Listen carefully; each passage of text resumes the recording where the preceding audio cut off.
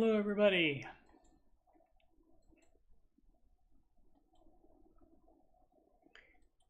Let's see if we have audio. Well, first wait for, there it goes. Okay, so we have the sound, so all good. How about that?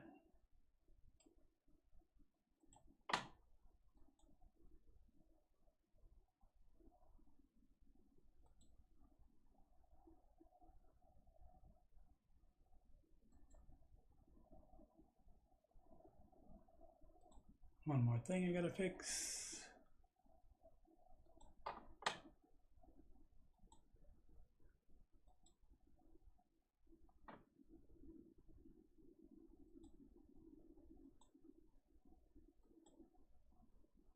There we go. Alrighty, so live from Cabot, Arkansas. This is Answering Your Financial Questions live with Coach Steve Money.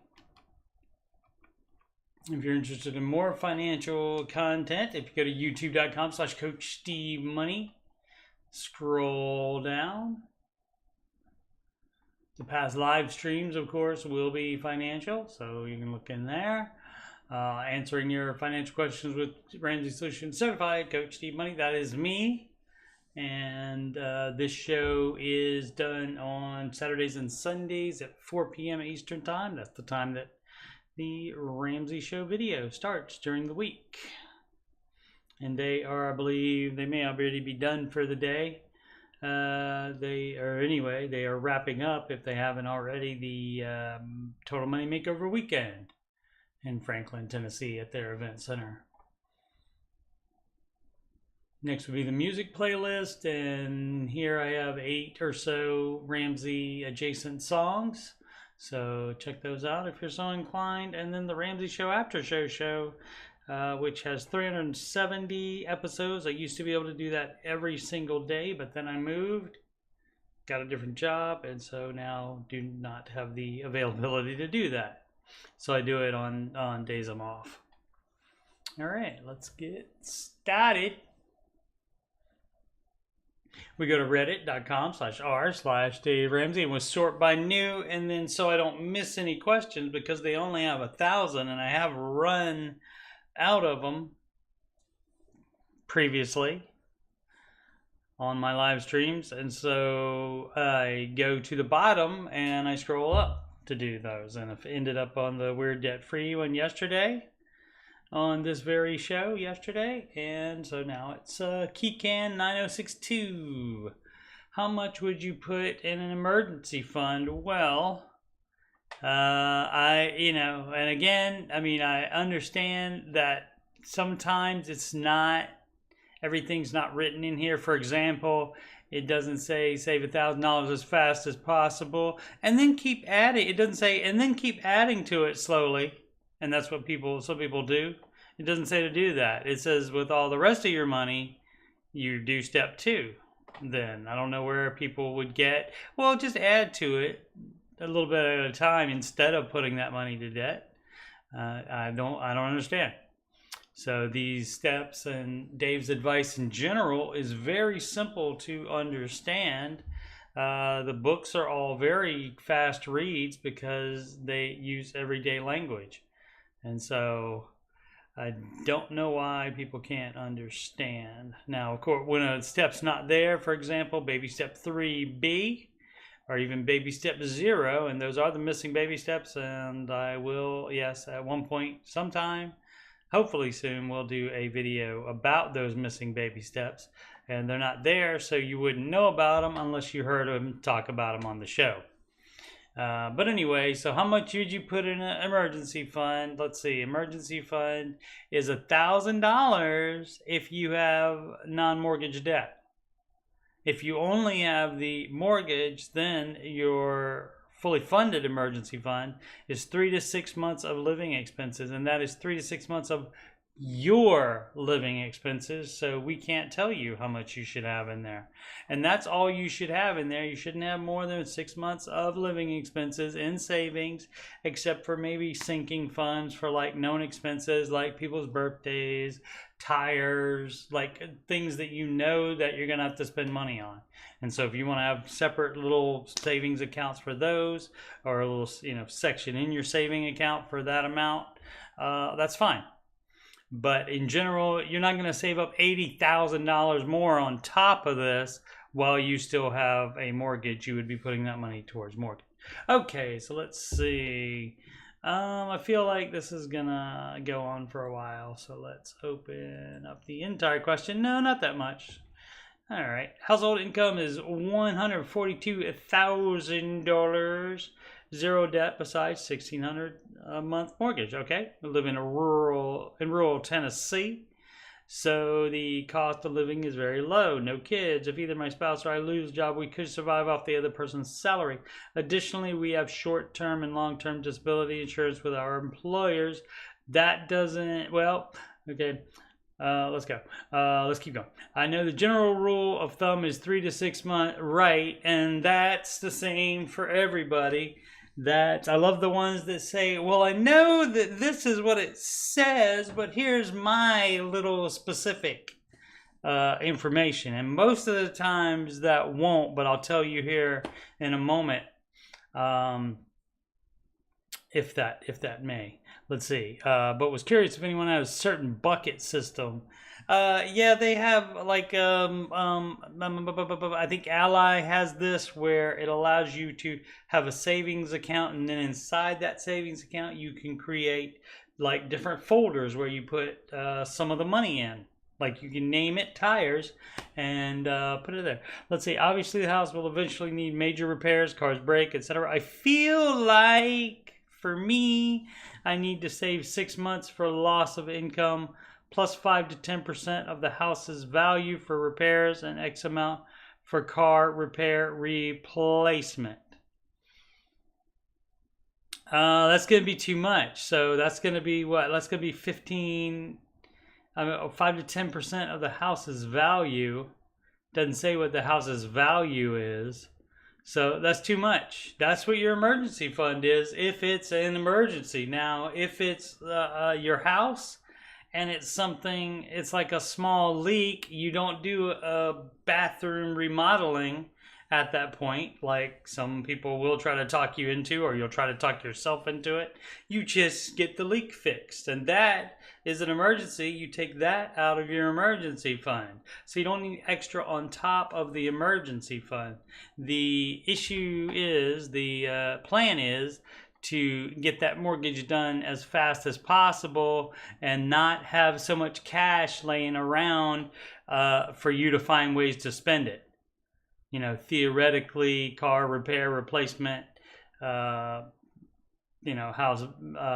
So like you could save the sinking fund, like I said, for tires, for vehicle maintenance, any known expenses you can have come up, but you're not going to save thousands and thousands of dollars just in case something happens. That's not how the plan works. So, you can do what you want, your money and your life, and so you can certainly do that. But the idea is that you get these steps done as soon as possible. And so you get that mortgage paid off. And then once you're in step 7, at that point, you can save whatever. You can have as much cash as you want laying around, which is not advised. You would want to invest that. Or definitely have it in a high yield savings account at any rate. But you can certainly do that. Am I being too cautious? Will I ever need that much cash? Yes, you are being too cautious. Will you ever? Maybe. You never know. You never know. I mean, you could have a catastrophic, your engine could go out on the car, and depending on how old it is, it may not be worth it to replace the engine. In that case, you would just get a new car, but it's going to be cheap. You're not getting a brand new car, just because your engine died. So, no new cars unless you are a millionaire, kids. Let's see. So, household income. Yeah, and they didn't say how much is so 5 to 10% of the house's value. Didn't say how much it is. How much the value of the house is. $1,600. I could try to extrapolate that into an amount, maybe 250, 300,000 maybe. I don't know. It also depends on how long they've been paying on it as well, to see what is left, the amount left on the mortgage, and of course the value of the house. So yeah, so you wouldn't base it on anything like that. And again, if it's an emergency, you take it out of the emergency fund and then you put it back into the emergency fund immediately, before doing anything else with money other than necessities. That's not what I wanted to do. I wanted to click X there. There we go. Chuck's 2 cents. Oh, another EF question. Emergency while building emergency fund. And that can happen. My question is, it's a theoretical. I question is, say an expensive emergency comes up while saving the initial emergency fund. What do? You use that money.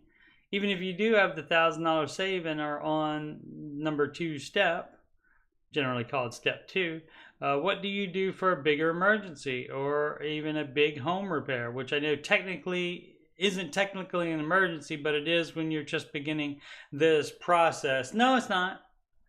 A big home repair, again, like I said, if it's a leak in your bathroom, you fix the leak. That doesn't cost that much. You do not have to tear the whole thing down and do a bathroom remodel. You do not need to do that. And so people love to overreact on this stuff. And also, you don't take the first quote that you get too from a repairman. On a roof, on dental work, on anything.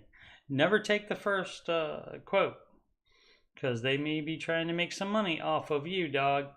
But even if you do have the $1,000 saved and are on the number 2 step, you would just pay minimums on the debts. You would use, if it takes all your emergency fund, you would use that for the emergency, and you would work out the rest however you can. And then you put, when the emergency's over, you would just refill the starter emergency fund to start up with that, so you'd have 1,000 again. Montana OL offensive line. I don't know. Need advice. Not sure if I'm financially okay. Reassurance and advice needed. Well, you may not be in a position where you get reassurance. I mean, you can certainly make your situation better at any time. Let's see. Oh my goodness. Okay. A lot of reading coming. I'm 31, female, and need tips of advice what I should do to further myself financially, or if I'm on the right track. Well, generally, it's do the baby steps. So let's see if anything she types here circumvents the baby steps, or if the advice is do the baby steps and you'll be better off. For starters, I'm just starting my career as a dental hygienist. Doesn't matter. Before starting the program in 2012, I was a dental assistant working for a nonprofit since 2016, part of 1199 SEIU. I don't know what that means. And I had really good benefits. Again, doesn't matter. I also had a 403B retirement plan through them. Before I got into the program, my director was rooting for me and said when the time came, she would help me with my work schedule. Okay, maybe that didn't work out. Maybe it did work out. Again, it doesn't matter. Only thing that matters is what your financials are right now. It doesn't matter how you got into the spot, which I understand on the radio that does, make it more interesting than just saying, here's my numbers, and so what should I do? But that is basically all you need. 33K saved up in account. Program was already proving to be difficult and couldn't help me.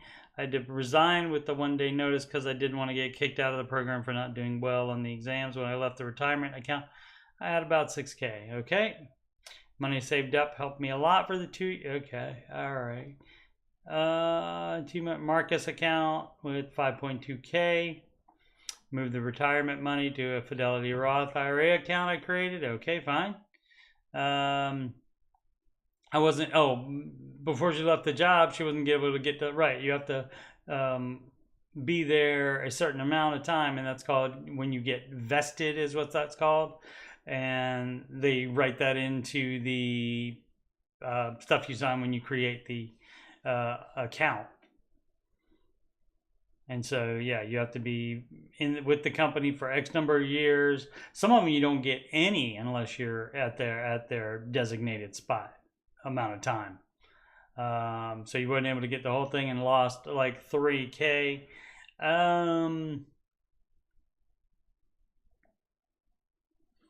Again, it's not really lost because you didn't earn it because you didn't stay there long enough to earn it. So, but people, I mean, that's what people do that all the time too. They count money too early, you know, especially kids that are signing for student loans.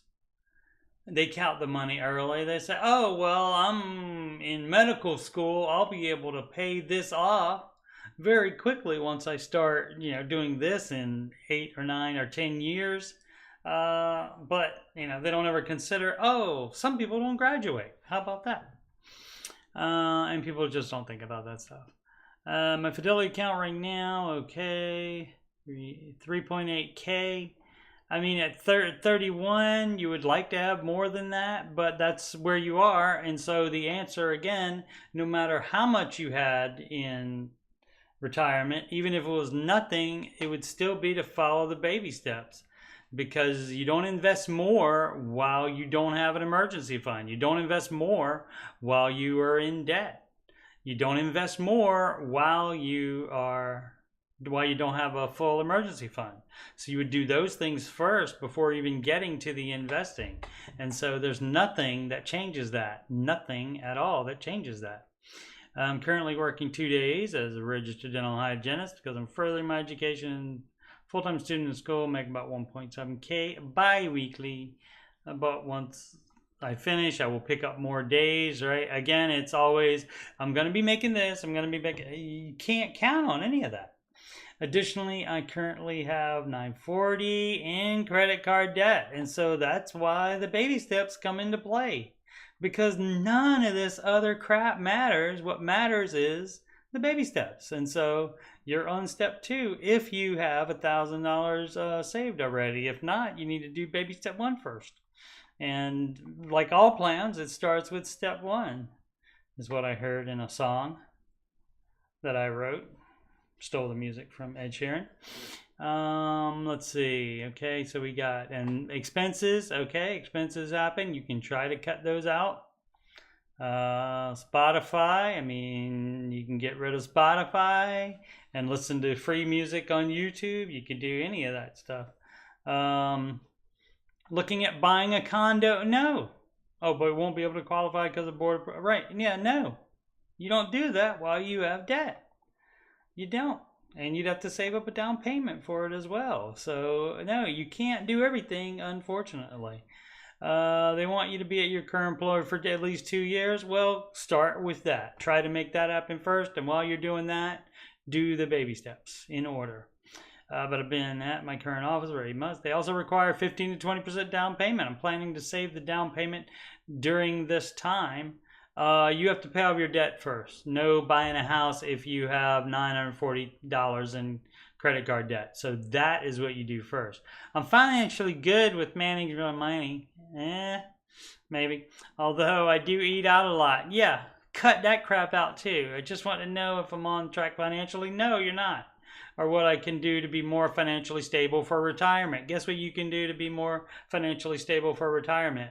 It's called the baby steps. Dave has worked it out for you so you don't have to do all this wondering and figuring out if any of your past has anything to do with it, because it doesn't. It really doesn't. I understand you went through it and it means something to you, but it doesn't change the advice that you would be given right now by myself or by Mr. Ramsey. Financially good, where I finished that. Financial stable for retirement. Any recommendations, suggestions are welcome. Thank you in advance. Yeah, follow the baby steps. You made it to the Dave Ramsey subreddit, so how about follow his advice would be good. I mean, I understand it. It doesn't sound like you even have tried it. So no, I wouldn't say you're financially okay because you have debt, and debt's risk, and so don't do that. And also with that debt, you're thinking about buying a house. You're not ready. You're not ready. You gotta have more savings. Of course, you have to be satisfy their requirements as well as being in your job for a year. Um, so yeah, so you're not financially okay. You can get financially better by following the baby steps. And a lot of people, since it doesn't even say it on the actual baby steps off the Ramsey Solutions website, and it doesn't cost anything to read this list. So people that say I'm in debt, I shouldn't be buying anything from Dave Ramsey. You don't have to. I did all of this stuff. I didn't pay a dime in anything to get out of debt. To follow the steps, 1 and 2, and got out of debt along with my ex-wife, and we got out of debt before we divorced, fortunately, so didn't have any debt to split. So that made it much easier. And so the only time I spent money for Dave Ramsey is to be a certified financial coach, and that was well worth it. And so a lot of people, think, well, why should I owe all this debt? Why should I pay for Financial Peace University?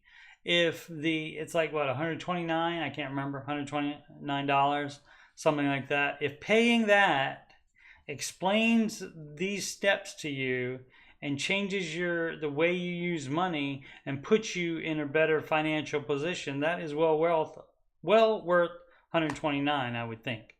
But anyway, so this is the actual wording of the baby steps here. They use a little bit different on this subreddit, so they made it a little bit less. But so it doesn't spell everything out, though. It doesn't say, step 1, save $1,000 for your start emergency fund. It doesn't say, and don't add a little bit to the amount every week or every paycheck. Don't do that. The extra goes on your debt. It needs to have that in there, apparently, because so many people make that mistake. Or they just, do it without caring, possibly both as well. So, and then pay off all debt, except the house, using that snowball. And it doesn't say, but you can go ahead and start saving your full emergency fund too while you're doing this. No, it doesn't say that. And so it's step 1, 2, 3 in order, one at a time. Steps 4, 5, and 6 are in order all at the same time. And so again, it doesn't say that in there, but you would think normally in a step program, you would think you would follow the first one and get that completed before moving on to the second one, you would think. But some people, they look at it and they get excited and they want to do all the steps at the same time, which makes it take longer. So that is not advised.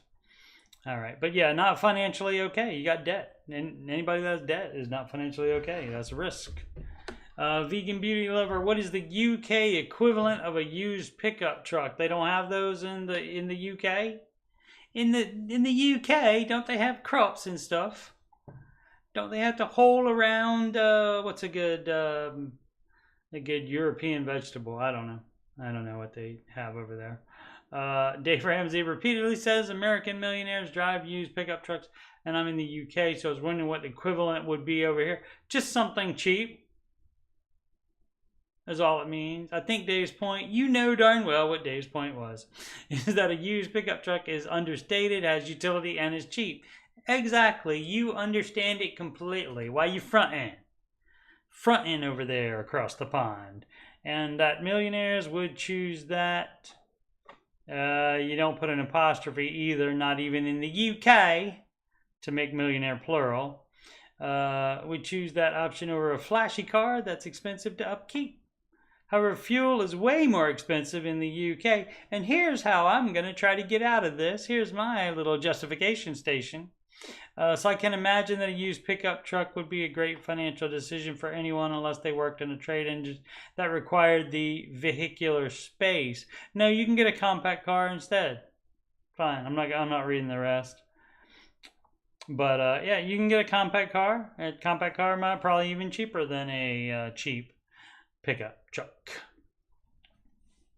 So I'm going to guess that person had something else in mind, though, something more expensive. This episode brought to you by Not As Crinkly. New and improved, less crinkly water bottle. Take some profits to pay off car note debt. That's not where. How would you take profits? Does that mean from a business that you own? Or, out of got a car note of $14K left at 3%, mortgage of $136 left at 2.5, $60K in a brokerage account, and about $20K in cash accounts. Since the stock market is at a premium, should I start taking some profits and sell some of my stocks to pay off the car note? If it's in a brokerage account, sure. Meaning not a retirement account, not a tax advantage account, so there won't be any penalty or, well, there will be, you have to pay taxes on the growth. On any growth, you would have to do that in the brokerage account. And so, but yes, that is advised to do. I do have about $500K in a 401K and $2K in an emergency account. So your emergency fund you don't touch, and the 401K you would not touch as well. I'm 62 years old, getting up there, wanting to retire soon with as little debt as possible, no other debts. Okay, so great. Then yes, put that on the house. Absolutely. Put that 60 or whatever will be left on it, and then make that a, you should have more than 2K in an emergency account. You need to have, you have a house, so you need to have at minimum 3 months of expenses. But if you have a house, that comes with additional things that you're responsible for fixing. So I say, even before you save a down payment for a house, you make sure you have 6 months of living expenses. But yes, it's fine to tap non-retirement accounts to pay off debt. Especially if they're single stocks. Definitely do that. Friendly Register 36 student loans. I, 25 man, will be starting graduate school this summer and will not be able to work for the next 3 years while in school. Why not? For context, I have an Ally High Yield Savings Account in various buckets. I have $10,000 in emergency fund. 17. If you have student loans, you should not have that much emergency fund. 17,000 set aside for school. 25K to put towards a house. And yeah, you would not have 25K to put to a house. You would put that to your student loans if you have any. About 15K for miscellaneous bills. Yeah, that's too much cash laying around. Let's see. Additionally, I have a brokerage account investing money in index, mostly in index funds, worth 35K. I also plan on using for a house. I currently have no debt to my name. Well, that's great. Living with parents. And but if you have student loans, you would be paying those off before saving that much money. That is nutty how people do that. Boom, boom, boom. And apparently somebody wasn't getting this in the comments, so I guess he went back and bolded it in advance, I guess. My question to you all is, would you use the money I have in a high yield savings account to put towards school to reduce the amount of loans I have to take out? Have to. You don't have to do crap, buddy. You don't have to do anything. And that should be the last thing that you do. Not advised. Do not do that. Use all of your cash, even your house money. No debt. You don't buy a house while you have debt either. So you're doing it all wrong. Everything you're doing there is bad. And course, that leads me to want to play smart. If everything you're doing is bad, I want you to know this. Indeed.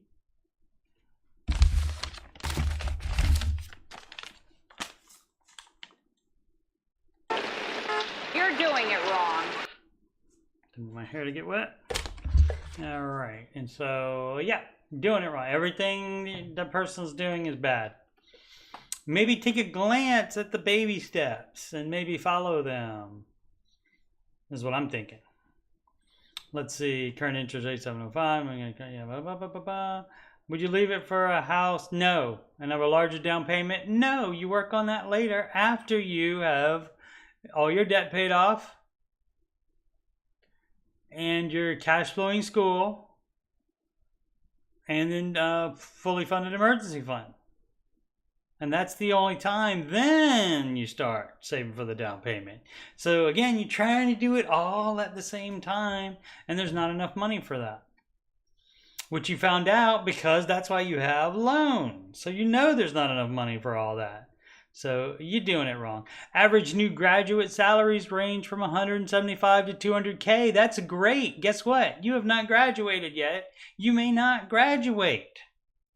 People don't ever consider that. People never consider that per year in my region of the U.S. from reference. It's not a reference for anything because it doesn't apply to you yet and may never apply to you. People are nutty. Let's see. Other girl 1. Okay. My unemployed mother, 60 female, needs money. Well, that is not your responsibility. Let's see, my mother's been my grandmother's caregiver, not working outside the house for the last 10 years and using her Social Security money to cover all the bills.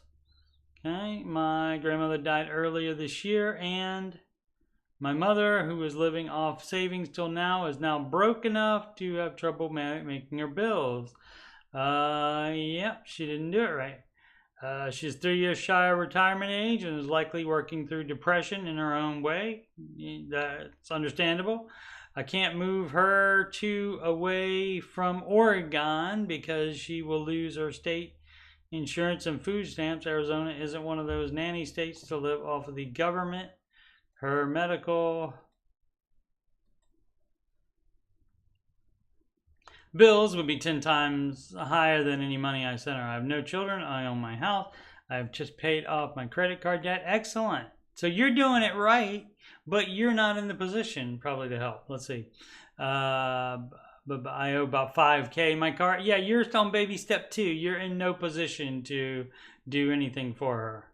And I have $550K in student loans deferred because I'm still taking continuing education classes that work reimburses me for. Depending on the overtime I work, I have $200 to $2,000 left over after bills, food, and gas. Any extra has been going to the debt snowball. If you were in my shoes with your mother in need, but your house not yet debt free, what would you do? I mean, you can send a little bit. That's up to you. You can send a little bit, but I certainly would make the baby steps. So you know why? You know why? To get you in a position so that when you are 60 years old, you're not in this position. And to get there, you have to do that. And that means you can't send her $2,000 a month. So, I mean, you can help out a little bit if you want. You can give her Financial Peace University or explain the baby steps to her. Go over a budget probably, because that's probably something she may be overspending on something as well. And if she's going through grief or depression and so forth, she could also be spending to address that grief, to try to take care of that or that depression. And so you can certainly do that. You can talk to her all the time. Because that's free. I mean, anything that you can do, not being in the same state, you're not able to physically help her, and still being on baby step 2, you're not in a position to do a lot for her financially either. So you got to put on your face mask before assisting others. Oxygen mask. 15, let's see, Fitzy564, 15% retirement question. I keep seeing mixed things on this. Well, if you're seeing it anywhere other than the baby steps, then, and it says anything different than invest 15%, then it's likely wrong. Maybe you're just, let's see what it is. But should I aim for 15% after taxes, deductions, etc., or 15% off total income? Yeah, it's off gross. It's a huge difference in my budget going from 15 post deductions versus my total income. Any insight would be great. Yeah, a good way to remember it is Dave uses gross for what you should be putting in retirement, 15% of gross household income, because he wants you to have more in retirement. If you're trying to figure out how much house you can buy, for that you use take-home pay, because Dave wants you to not be house poor. He wants you to not have as expensive of a house as you might like. He wants you to have one that is sustainable with the amount of your income. And so again, so that's net would be for figuring out how much house you can buy, for figuring out the 15% that is your gross income, so you have more in retirement. Yes. Let's see, what did he say about it? It's a huge difference in my budget going from 15 post deductions versus my total income. Yep, I bet. And you need to be doing that. And so there could be other stuff in the budget that you may have to cut out because you're putting that into retirement, and your retirement is likely more important than some of the stuff in your budget. Floofy 3. To rent or buy situation. All right. Hi, everyone. Hi, guys. Determining if it is time to buy a condo, but I'm already siding with no right now. Well, that's good enough for me. Next. Now let's read it. Here's my current situation. 25 years old, debt-free, going back for my second master's degree to pursue a career in library science since being burnt out from working in special education. All right. Well, you know, you don't want to be a career student, a career college student. So, you know, you don't want to keep piling up masters without the money coming in to fund that. I have savings to pay for this degree. Okay, we'll look into additional scholarships to fund. That's the way to do it. I will only be making $40,000 annually, and that's, you know, I mean, that's what happens.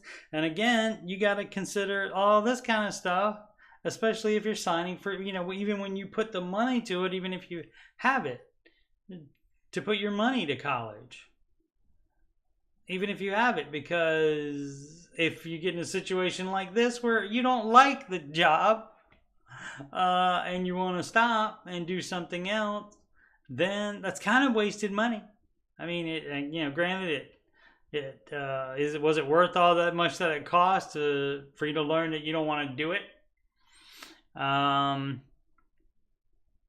So, but that's the deal on that. I mean, you know, and it's no problem as long as you don't go into debt for it. Let's see, only be making $40,000 annually. It will increase a bit after receiving my degree and changing positions, increase a bit. I have the first 3 baby steps all set, $1,000 emergency, 3 to 6 months of expenses. Okay, so once you get done with steps 1 and 2, you no longer have to say, I have 1 and 3 done. No, you can just start with, I have 3 done. Because the 3 is, it doesn't say this in the Ramsey version. It just says save 3 to 6 months of expenses in a fully funded emergency fund. But I figured it out from it saying a fully funded emergency fund. Well, what's not a fully funded one? That would be the baby starter one in step 1. And so that's the same one. So, I mean, that's just logical to me. But this actually says on the subreddit here, it says grow your $1,000 in savings into 3 to 6 months of living. So you don't have to do both of those at the same time. 3 to 6 months of savings. And And it should be 3 to 6 months of your living expenses in savings, not just 3 to 6, some arbitrary number. It should be 3 to 6 months of your own personal living expenses. About $95,000 in investments. Roth IRAs and short-term investments split 50-50. My boyfriend still has debt and is not using his savings for that. Trying to get him on board. Okay, you shouldn't be doing any of this stuff before you have a full emergency fund. So if you're still on 3, Roth IRA, yeah, you shouldn't even be doing that actually. If you have debt, which you don't, I don't think you said, and so you have your full emergency fund. Or working on it, and so you should be doing that instead of the short-term investments. If it's not in a retirement account, then you cash that out and put that on debt, or to do the baby steps, meaning to finish your 3 to 6 months of expenses, fully funded emergency fund. Boom, boom, boom. So, and the first 3 baby steps all set up. Investing is not in the first 3 baby steps. So you're doing it wrong. You need to get a master's in the baby steps so that you understand those before trying to get a master's in anything else. Rent an apartment with boyfriend, not advised. $2,000 in expenses. Long Island is just super expensive. Yep. You didn't have to live there. And you don't have to get an apartment with boyfriend either. I'm wondering with my investments. I know I have enough money for a down payment, but we're not buying a house yet either. My goodness. Trying to do everything. Trying to fund a master's. And also trying to buy a house too with your boyfriend. Get married first. You're doing it wrong. Down payment, but the monthly expenses will be too high, I'm thinking. Yeah, probably. Just wondering what the next best step is. Yeah, $40,000 a month isn't going to cut it. There, if you said it's high cost of living. I don't know Long Island specifically, but I'll take your word for it. That is super expensive, and that's not going to cut it. So you can't do that. You don't get a pass on math because of where you live and whatever you want to do. That doesn't mean that it's a good idea financially. So you're doing it wrong. Just wondering what the next best step is. Do the baby steps. Get married if you're going to get married. If not, you don't shack up with a boyfriend. Not advised. And you don't combine money either with a boyfriend. Let's see. Am I throwing away money continuing to rent when I could own a starter condo or something? No. You're not supposed to buy a house until you're ready, and you would have to have the down payment, and you have to have a 6-month emergency fund before you do that. So yeah, baby steps in order, always, always. So for your renting right now, you got to get the income. If you're going to continue to live in Long Island, you're going to have to get that income up first before you do anything else. But you can unplug those short-term investments that you're doing way before you should. Investing is baby step 4, and that's only retirement. That's not short-term investing. So you're doing it wrong. 8532EI, I think I did this one already. Sometimes the order changes. Original mortgage loan amount was $700K to a $1 million house. Yeah, I did this one already. You doing it wrong. Chad the Machine, guide me please. Okay. Let's go ahead and open her on up. I like the video, and I'll share to Facebook as well. Help out with algorithm. Thanks, Dale. Did I miss him? No, he just typed that 10 minutes ago. Maybe I missed him. Thanks. I don't know which video he's talking about, though. But thank you for helping with the algorithm. That definitely helps. Appreciate it muchly. And sorry I missed you. A bit about me. I'm getting my master's degree in December and hope to get a promotion then. Spending it already, huh? That's what people usually do. I'm making $53 a year in Texas.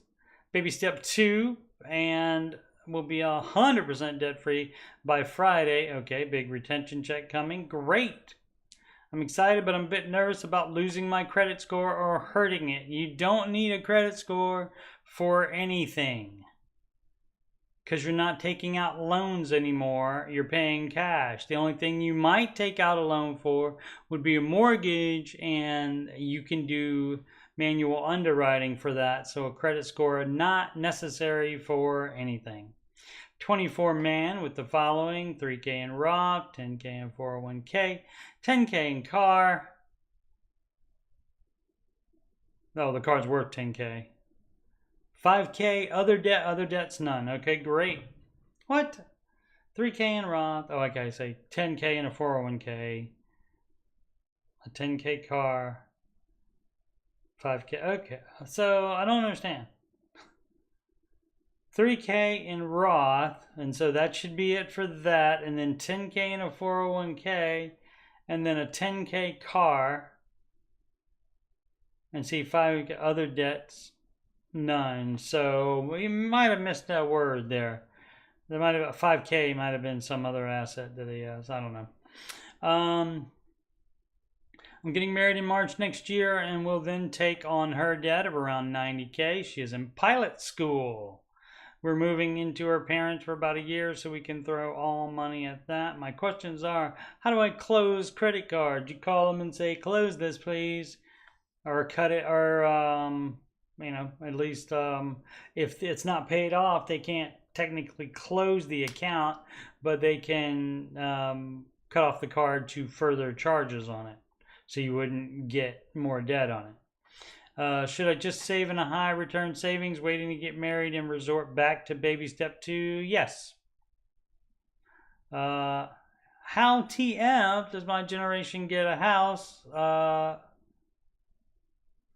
Let's see. Can someone explain manual underwriting? Should I use Churchill? Seems nuts right now.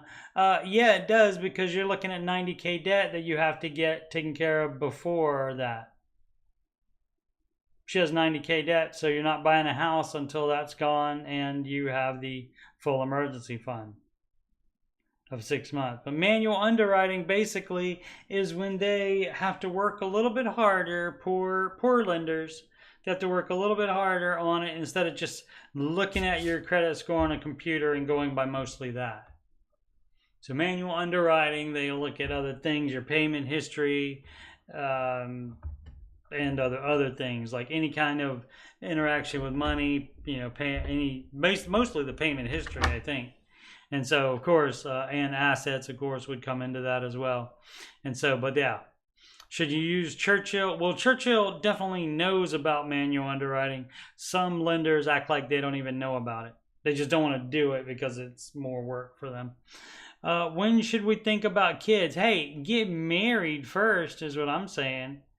Get married first, and I would at least get started on the baby steps. Since you'll be at baby step 2 again. And so quit trying to do everything now. People always want to do everything right now. Unreal. Once debt free, I know we should invest. No, you should have a full emergency fund first before investing. See, it doesn't skip right from paying off all debts except mortgage. From step 2 to step 4, no, you missed the 3 to 6 months of living expenses that you got to have an emergency fund first. I know we should invest 15%, but what percentage goes to Roth and what to 401k? Well, you can have a 401k a Roth 401k. And if your employer offers that, then all of 15 can go into that if it'll fit. And if it doesn't fit, if you make too much money, which that's a great problem to have, then it won't, all the 15% won't go into the Roth 401k. Then you can put the rest into a Roth IRA. But otherwise, you can just use the Roth 401k. Percentage of the Roth and what 401k. And if it doesn't, if they don't offer a Roth 401k, if they just have the regular, how it works is the match. You do the match first, even if it's not into a Roth account, because match is still 100% return on investment. So you would do match first because that's 100% return on investment. And then the second priority would be a Roth account. So you're getting the maximum free growth that you can, tax-free growth that you can. And then after you've maxed out the Roth, then you go to the traditional 401k. But again, you can put it all 15% in a Roth 401k if your employer has it. Not all of them do. I'm new to this, and it's very hard to listen to Dave's advice as a stubborn young person. Yeah. Who was told the opposite his whole life. Are any of you feeling the benefits of the baby steps? Yes, absolutely. Any net worth millionaires? No, not yet. Well, okay. And also, here's something you need to understand too. A millionaire is based on net worth. That doesn't mean they're making $1 million a year. Net worth is the definition of a millionaire. $1 million net worth. That's the definition of millionaire. Now, I don't know if the current administration is going to change the definition like they did for recession. They might. Never know. And so, but that's what a millionaire is. It's their net worth is $1 million. And so some of them may be, but you never know. You never know who's on the Reddit. But yeah, so get married first, like you said. Yeah, just save up since you know what's happening. There's no need to do anything else with the money, unless you think that something could happen where you wouldn't get married. But for right now, yeah, just put it in a high yield savings account and stack up cash until there. But then, yes, manual underwriting, you get a house. And there's no need to be all emo about it either. You're a little bit emo for Texas, dog. A little bit emo about it. And so, overreacting. And it's not, how does my generation get a house? It's tough for everybody. When the prices go up, when the interest rates go up, it's tough for all age groups. So it doesn't have anything to do with your generation. My generation, baby. So yeah, baby steps. And so that, like I said, you're going into step 2. So no need to do anything with money except pile it up to be able to pay off that debt. Direct Cry 6786. Would you buy the car or sell it? New transmission needed. What do you mean buy it? You don't own it? We're in baby step 2. Have $177K in debt. But no car debt, okay? We paid it off last month. Great. We are month 3 into baby step 2. In 2 months, we paid off $10K in baby step 2. Great. We were told within the next 3 months, our 2015 Nissan Rogue with 132 miles needs a new transmission. I'm not putting a new transmission in preemptively. You were told that I would get another mechanic's opinion on that. So, and if they like to just do it after a certain number of miles, if they like to put a new transmission in, that's tough. They're not going to do it. So you drive this car into the ground. So I don't know what you mean by the car. I don't know what that means. We thought we would have a little more time with this car. You can. You don't have to go by what one person says. If it's running, if it doesn't have any problems, they can go pound sand. It doesn't get a new transmission just because they feel like that's what they want to do at this time. You got to have a good reason for it, like a failing transmission. We're trying to take on as little debt as possible. Well, you take on none. Once you do this plan, part of baby step 0 is where you decide not doing debt anymore and you don't do it. Debt's not an option anymore. You don't do it. So there's no we are trying, you do or do not. There is no try. trying to take on as little debt as possible. You don't do that. Well, you just paid off all this money and now you're going to take more debt out to get rid of that positive advancement? Why would you do that? And would like to keep the snowball moving. You can. Again, you didn't say it has a failing transmission. You didn't say we're having problems with the car. You said we were told. That's all you said. So I need more than that. We're a family of 4, so need an SUV. Nope. Family of 4 can fit in a compact car. You go away with that stuff. But would have to buy used. Here are the options. No, the options are, you're full of it. You do not need an SUV. Dumb, dumb, dumb, dumb. Everybody thinks that. So many parents think that. My kids are still alive and they rode in my compact car and my ex-wife's compact car every day. And so shut up with that BS. That's BS. So we need an SUV. That's bull crap. Quit being stupid, people. Gosh. Private sale. That's private sale. S-A-L-E. Vehicle for, yeah. Blah, blah, blah, blah. And that's fine. Fixed transmission for $3,500. You didn't say it was having problems. You just said that was what somebody said. So it sounds like $3,500 might be the way to go because that's the cheapest way out of it. Trade-in vehicle, you don't want to trade it in because the dealer's going to get their hands on some of the worth. So they're going to get there. So you don't want to do that either. Use $2,000 from emergency fund. Stop snowball for 1 month. Get an additional $3,000 by the end of the... Now, how about 4? You figure out if there's something wrong with the transmission or not. Because I don't even know if you know, but you didn't say, you just said we were told that we would need it within 3 months. And so if the transmission is broken, that means it doesn't work now, not within 3 months. So maybe you don't understand about cars. I don't either. And so, but I would definitely understand the difference between, you'll need this within 3 months. And then, but it's still running fine now, then how do you know? You see what I'm saying? Doesn't make sense. My husband wants to fix transmission, which we were told may or may not extend the life of the vehicle per our mechanic.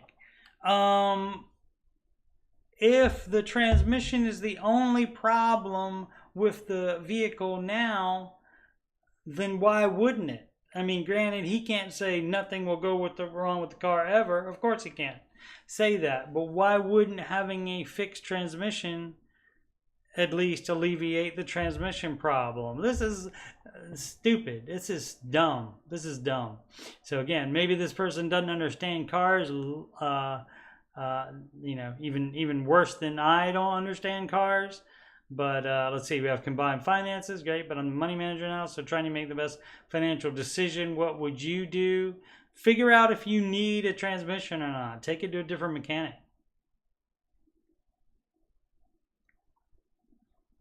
And always consider something that you didn't list in your option list, because a lot of times people ask, Dave, should I do A or B? And you have 3 here, but there's probably another one that you could do.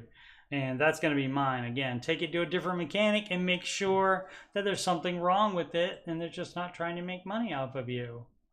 Or that they're not just wrong, even if they're not just trying to make money from you.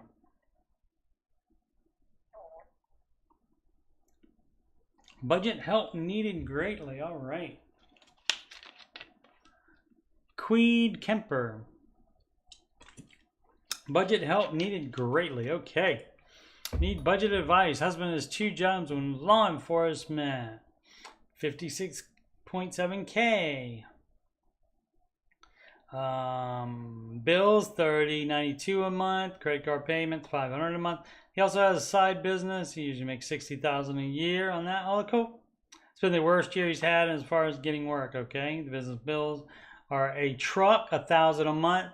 See, you don't build a business on debt like this. So all the money that he makes from that needs to go to pay off that stuff if he wants to keep the business going. $1,000 a month, equipment $500 a month, insurance $700 a month. See, you don't build a business with debt. You're doing it wrong. We owe $210,000 on our house. We owe $56,000 on the truck. Sell the truck and get a used truck. My goodness. A business doesn't need a brand new truck. We have $4,000 on the equipment. If we sell the truck, we have to pay taxes on the full amount because we took it off our taxes as a business expense. Yeah, that's fine too. That's still less money than having to pay freaking $1,000 a month for a truck payment. That was dumb. Our bills, mortgage, auto insurance, electricity, water, phone, internet, trash, everybody's. Yep. Anyone see where we can fix our budget? We're struggling to say the least right now, or have any good advice. Sell the freaking truck. If the business is not sustainable, then you close the business and you sell the equipment as well. And you pay that off as fast as you can as well. You pay off all debt as fast as you can. You don't start a business with debt and keep it going with debt, which is what you're doing now. You're debt leveraging a business, and you don't do that. The business has to be built at the speed of cash. So you're doing that wrong. But other than that, let's see. Doesn't say anything about you working. Are you working? So that's 56.7 a year. Usually makes $60,000 a year, but so far that's been the worst year he's had as far as getting work. So that means it's not, so you can't count on that. So I don't know how much you can count on as a minimum from that, but just based on the 50, let's go 57K a year, or yeah, 57K a year. That would be what, 114,000 and 29, 114 and 30, 144,000. So what you owe on the house is more than you can afford. It's too much house. So sell the house, sell the truck, move down in house, move down in truck. Those are the big things. But I mean, you could be also spending too much at the grocery store. You could be spending money on anything, and we wouldn't know about it because you don't say what your entire budget is. So that's but the big things are the house and that freaking truck, and so that's the problem. You can't afford it. Let me see. Even if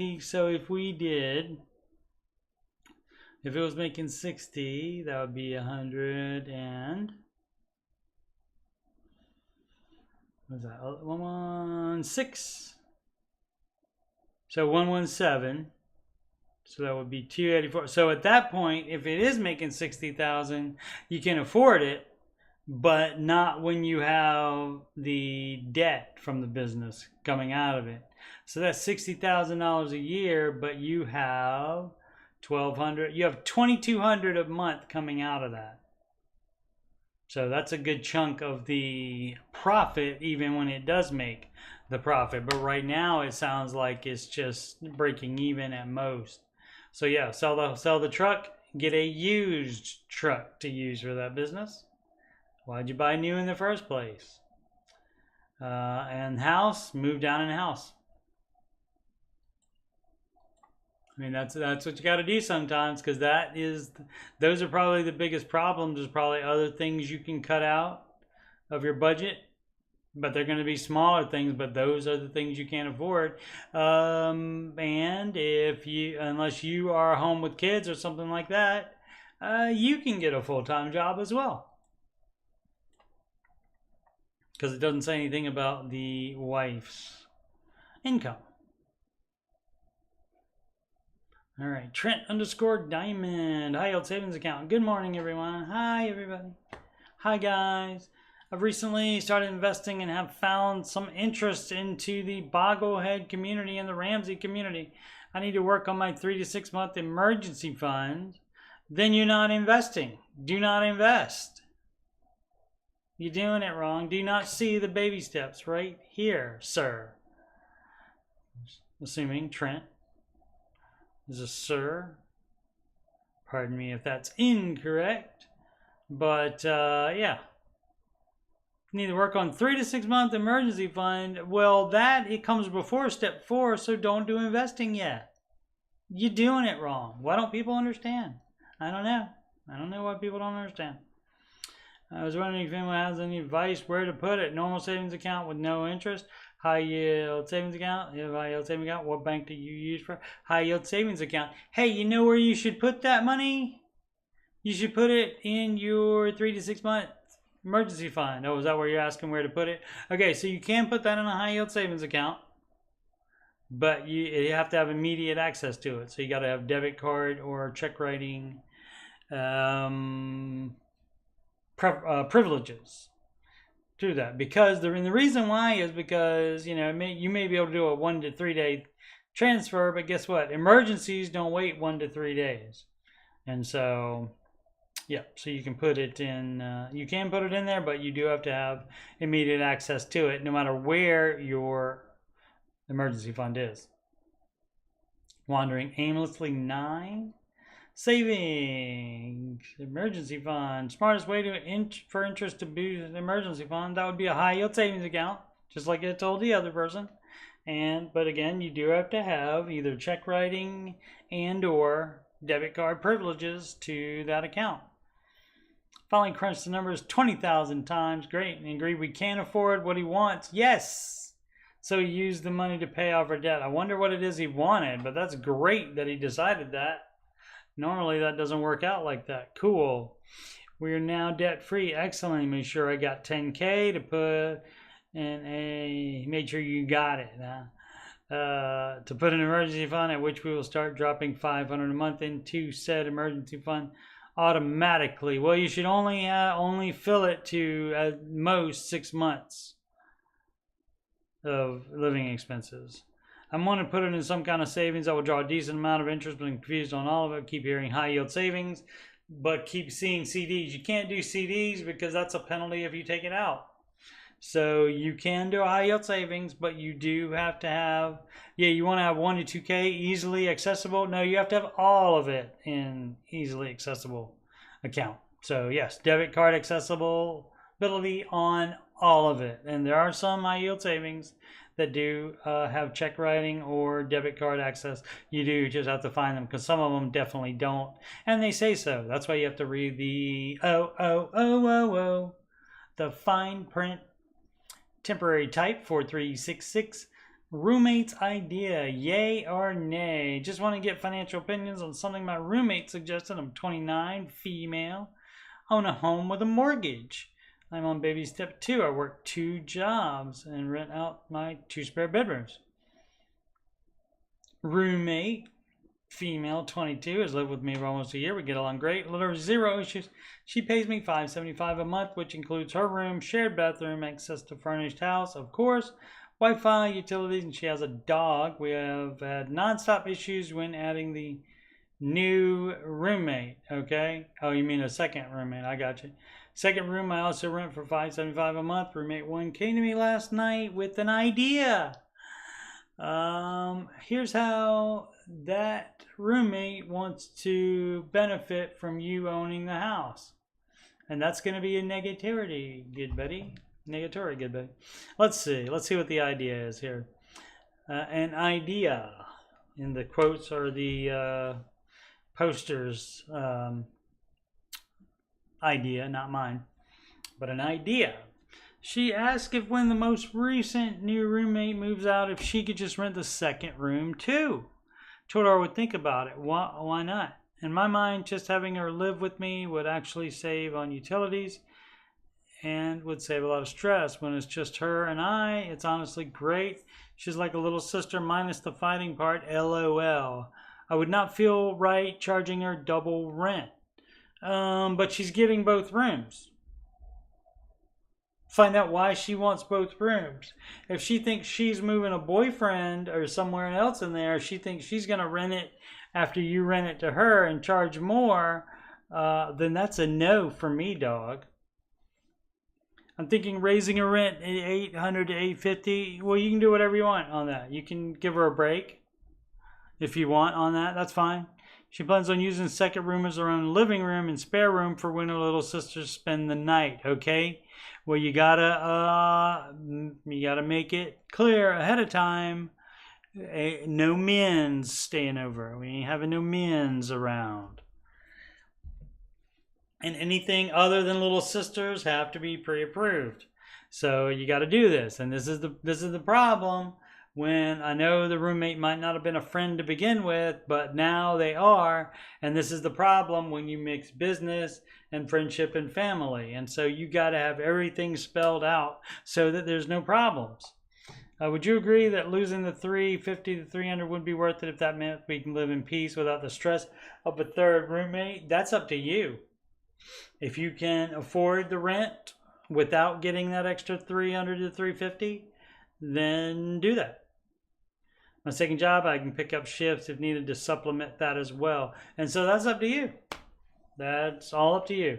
We live in a city where, assuming you live in a non-college apartment, a one-bedroom is 900 to 1200 before utilities and such. If that is needed to factor in your opinion, not really. I would just make sure, I would press her to see, if this living room thing is what she wants. She just wants an extra room to hang out in by herself, basically. And so just make sure that that is the actual situation. And there's nothing else. But you got to spell it out. Like I said, you never know. She's renting it, and then all of a sudden you see some guy in there. And that's all done without you being asked about it. See, that's where that can go. And see, I've been told before that I'm a pessimist. No, I like to consider what can go wrong. That's actually being an optimist, because I'm optimistic that I'll be able to avoid crap like that by doing that. Girth. H.H. Brooks. Oh, like Girth Brooks rather than Garth Brooks. Nice. Need help with side job ideas. Edit. Some of you are getting the wrong impression from my post. Okay, so edited the beginning of it. Baby step 2 flare. I made some financial mistakes. We all have. Which is why I have this debt in the first place. Sure. However, my budget is good now. We've cut out extra spending. And are on a good track. All our payments are well within our means, and we consistently paying extra on principals each month without starving or freezing to death. Great. Simply looking for ideas to further my payments so I can stop being over the road faster and be able to be home with my family more. 50K in debt. Yeah, being over the road, you need to, if you have limited time that you can do side hustles, you are pretty much limited to that time. And a lot of times for that, you can do delivery and, Uber and so forth. And that you can do when you feel like it, and you can stop doing that the second you don't feel like doing that anymore. And so that's generally a good idea for something like you being over the road. But like if you're never on certain days, like 3 days out of the week, if you're home, you can certainly work, but then you won't be home. Then you'll be home with your family less now even. So you have to make the decision on that, because it's you that's doing it. No birthday 4533. What should we do next? I'm trying to follow Dave Ramsey 7 baby steps. You're correct. That's how many there are, but don't know where to start. Well, like all plans, it starts with step 1. $1,000 emergency fund. That's one of my songs there. You can find in my music playlist. Don't know where to start. Yeah, that's where you would start. Me and my boyfriend live together. We have 3 kids. Not there. You shouldn't have kids or live together if you're not married. You're doing it wrong. Together we make about $8,500 a month. We have 2 mortgages. One is a rental. You sell the rental. Our mortgage is $1,339 a month, but we Send 1439. This month we up by another 100. Okay, rental property. We rent it for, no, you sell that one. Sell the rental. Boyfriend has 13 car, and yeah, blah, blah, blah, blah, blah. Cell phones 243. That's too much. Mint Mobile. We send about 750 to savings. Is there debt other than the mortgage?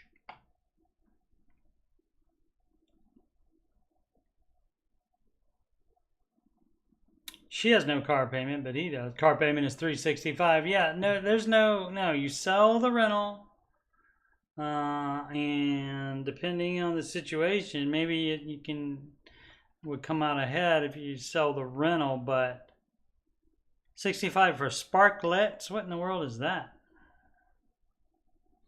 Is that smoking? Is that the vapes or something that the kids are into? So quit that, certainly. $650 a month for 5 people. That's probably not bad.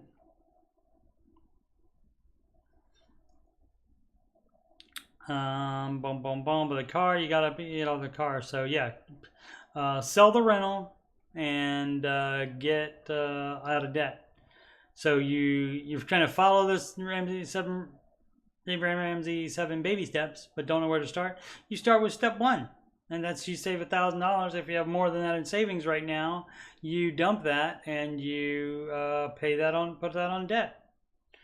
On whatever, I don't know. You have $4,800 in debt, so yeah, you got little debts going on there. So yeah, you get rid of the rental immediately, and then you start on step 1. See if there's anything else that might possibly change the answer. No. $5,400 in savings, you would put that on debt. And I have around $110,000 in a pension and $4,500 in a 457. Yeah, you don't touch those, but the $4,500, the $5,400, you're only supposed to have $1,000 in savings. Everything else goes to debt. So the baby steps are fairly self-explanatory. So if you don't understand anything about the baby steps, certainly send me an email and I will explain it to you. That's coachstevemoney@gmail.com. I'll break it down for you. And basically the breaking it down is steps 1, 2, and 3 in order, one at a time. That means you do not pass go. You do not move ahead. You do not invest while you're still doing steps 1 or 2 or 3, whichever one you may be on. There's no investing. If you're already investing, before you find Mr. Ramsey's wonderful advice, then you stop investing for a #season, which is code for a short time while you get your financial crap together. No investing. Now, once you have the fully funded emergency fund, then you do steps 4, 5, and 6 all at the same time. Low cut, 5164. I have $85K in the bank. Should I pay off my car or sell the car and buy a cheaper car? How much do you owe on the car, dog? $38,500? Up to you. So, depending on if you have other debt, you would just keep $1,000 and put $84,000 on debt, including that car. Let's see. It's up to you. So, you have 38, so you would go and buy a 20K car with cash. You could do that as well. And that would leave you with an additional 18K cash. So again, that's up to you. If you like the car, you can do that. Depends on what your other debt is, if you have any. Can never get through on the phone. It's a very popular show. Household income 175, 185, 0475 on my. So nobody's gonna feel sorry for you, first of all, because you make $175,000. Nobody's gonna feel sorry for you. Nobody can relate to you because you make too much money. 475K on house and it's worth 568K, 85K in the bank, 150K in retirement. That stays in retirement. You don't touch that. But the savings, yes, you pay off debt with it. Zero debt other than the house. So yeah, so you're in great shape.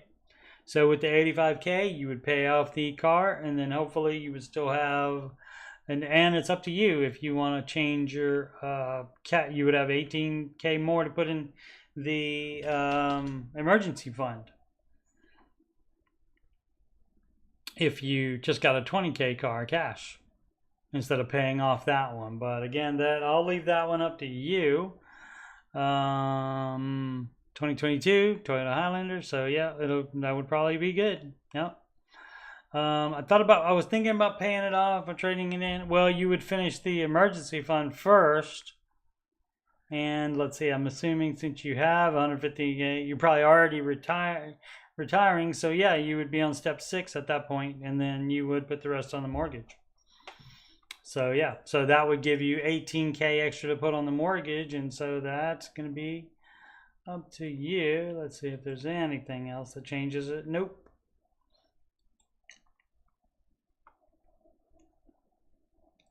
Oh, Prison Mike Dementor. All right. Convince me to pay off the mortgage. Do it. Mr. Ramsey said it's in the baby steps. It's step 6.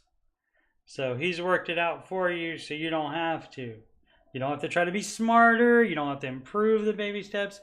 You can just do it. Now, and if that's not good enough for you, mortgage is risk, any debt is risk. So if that explanation is not good enough for you, just do it your own way and don't try to run it through the baby steps.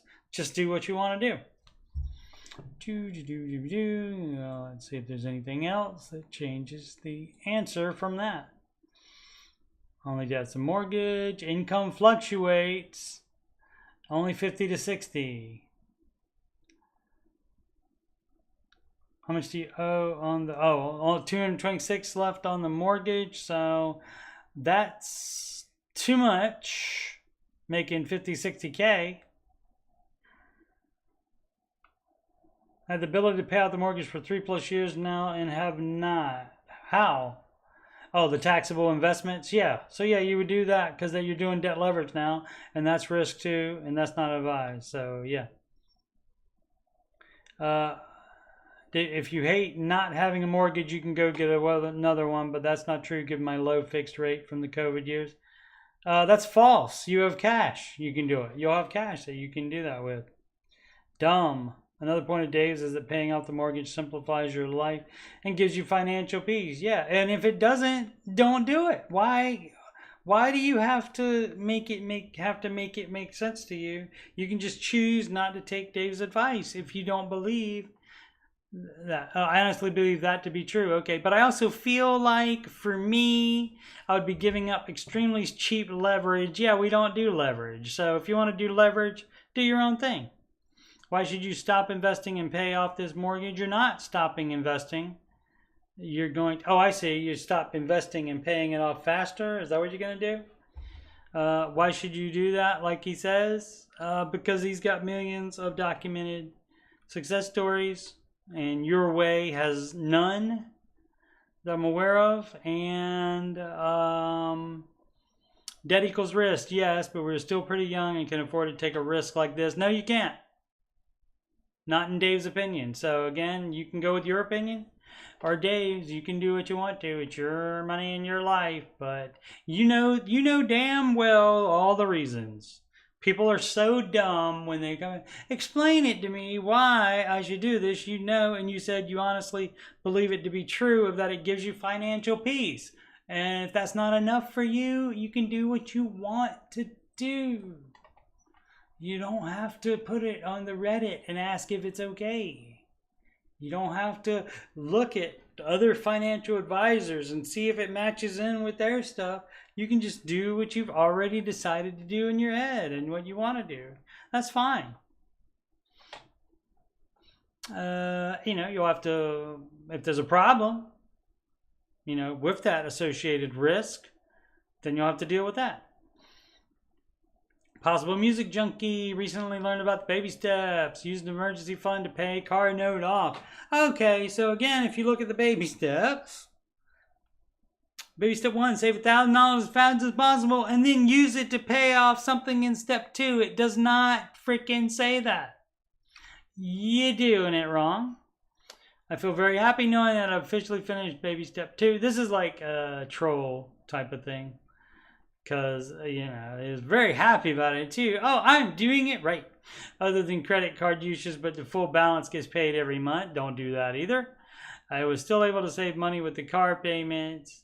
I paid 3 times the minimum. It's not try and finish. It's try to finish it early until now. But decided to pull the trigger and use some of my emergency fund for it. Nope. It's not what you're supposed to do, dog. Why would you think you're supposed to do that? I have about 3 months of expenses saved up after that payment, so not too much of a dent. But a goal I had before this was to get it to $20,000. Being debt-free, I am officially looking forward to completing baby step 3. Great! Do the rest of them in order the correct way. How about that? That's what I would recommend. Safe Ad 6945 has been another frequent poster on here, I believe. Should I invest more? Hello. Hi, guys. I don't know what should I do with my savings. Saving and thinking with my savings, should be an S on that, and thinking of should I invest or go on vacations. It depends on what baby step you're on. My annual income around 80 to 100K, 1K. Run a small business and my wife helps me. My annual expenses around 4,500. Living outside the States. I don't have actual debt. What do you have then? Or is it because you're not English, not your first language, maybe? So that would explain some of it. Have 2 apartments, living in one of them. So if you are renting the apartment and renting it out to cover that, subleasing it or anything like that on one of them, you shouldn't be doing that. Here's a question. Last year I bought 2 units in Dubai. Okay. With a rate of earning increase 10% annually, I guess. Rate of ROE. One of 2 units is planning to sell with overprice during the year, paying $6,600 USD quarterly for it as a debt. And so, yeah, that's debt, dog. And so, yes, you do have actual debt, sir. And just because it's business debt doesn't mean that it's not debt. So I guess you're living in that one, and the other one they're using as a... the other unit is a clinic in a mall that has... and that's called apartment. That has a ROE increase, 11.5 annually. They rent on $4,500 US mostly, but I can't rent until it's finished around 3 years from now. What do you mean until it's finished? Are you paying for it already? You're renting for it and you're renting it and it's not finished? Paying $4,500 USD quarterly, shared with a partner, and that's not advised either. No partners. So the income will be splitted as well. Should I buy another unit? No, you get out of the one you're in now with somebody. That's dumb. Should I try crypto or stock markets? None of that. You got to get rid of your other stuff first before you do investing.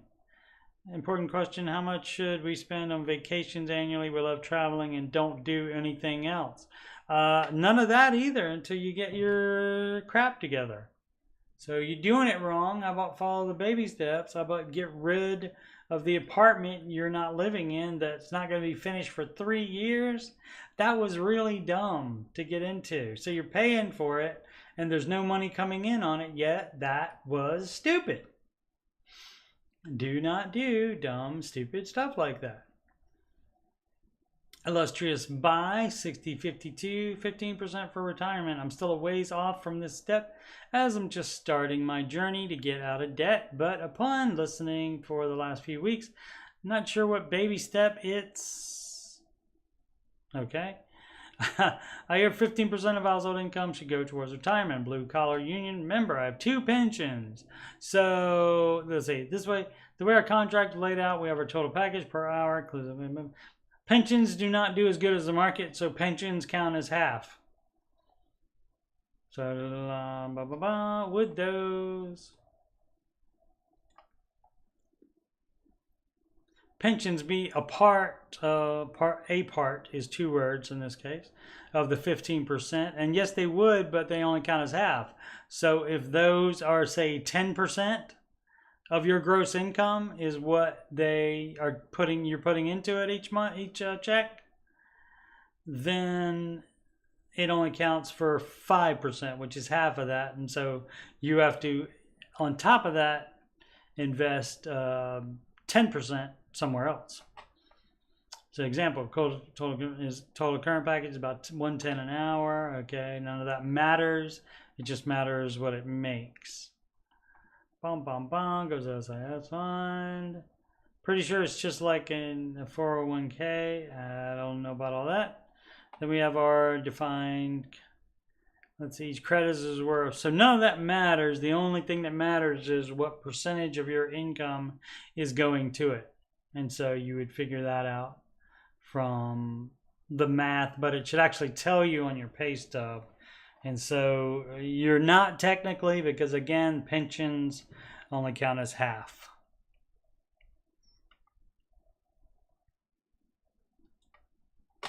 Alrighty. I think we'll call it there. This show is called Answering Your Financial Questions Live, and this was episode number 89 of this. And that is 4 p.m. Eastern Time on Saturdays and Sundays.